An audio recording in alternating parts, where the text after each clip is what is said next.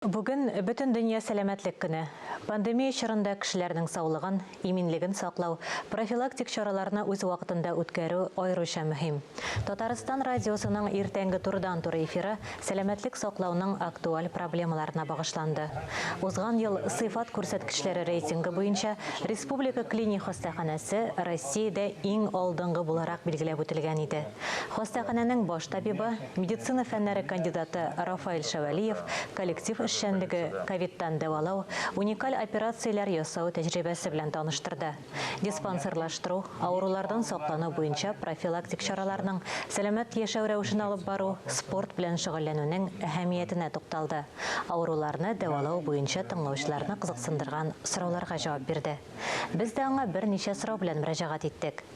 Рафаэль Фернаялович, хәерле иртә. Хәерле.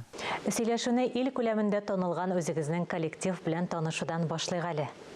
Республика клиник хастаханәсе бик көчле, бик белемле коллектив белән горурлана.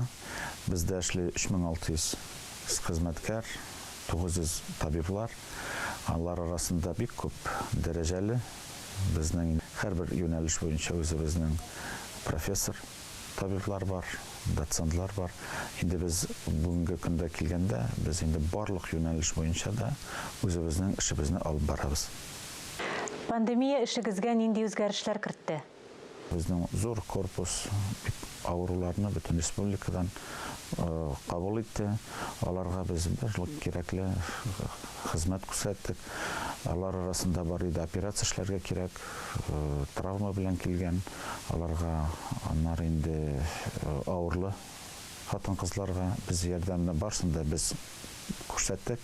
Мин инде рәхмәтле үземнең коллективка, һәрбер хезмәткәргә рәхмәтле. Аларны чынлап та бик күп яктан дәүләт бәя бирде. Без инде үзебез барлык кирәкле үзебезнең ресурсларны оешканга министрлык, сәламәт саклау министрлыгына рәхмәтле булабыз. Шулай булып бергәләшеп эшлибез, яшибез. Сездә уникаль операцияләр ясау тәҗрибәсе дә зур бит әле. Төрле мультидисциплинарный команда кирәк аның өчен. Менә шушы рәвешләр бездә оештырылган. Чынлап та без инде уникаль операцияларны күп эшлибез.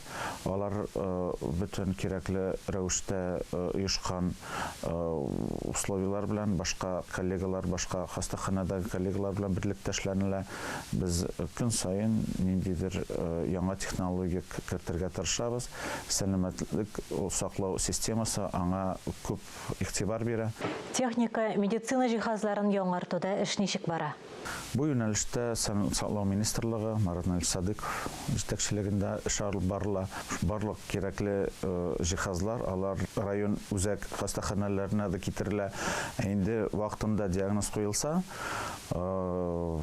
беренче этапта кирәкле ресурслар булса, аннары инде без үзебезгә алабыз, кирәкле югары технологик операцияларны үткәрәбез. Безнең условиялар бар аның өчен, барсы да эшләнелә.